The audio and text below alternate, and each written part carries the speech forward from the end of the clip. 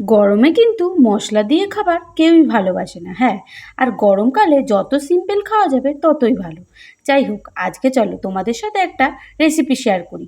তো দেখো, প্রথমেই কিন্তু জিরে ফোড়ন দিয়ে লম্বা করে কেটে রাখা আলু আর কাঁচকলা দিয়ে ভালো করে দুটোকে নাড়াচাড়া করে ভেজে নেব। কিছুক্ষণ ভেজে নেওয়ার পর তাতে নুন হলুদ ভালো করে দিয়ে আবার একটু ভেজে নেব।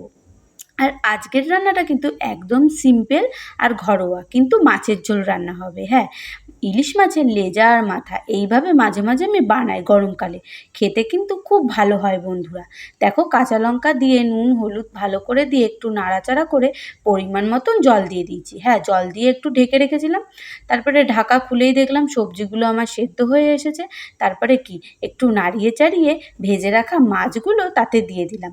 তারপরে ভালো করে মাছগুলোকে নাড়িয়ে চাড়িয়ে জিরে বাটা, ভেজে রাখা জিরে বাটার মশলা করে নিয়েছিলাম, সেটাই দিয়ে দিলাম নামানোর আগে।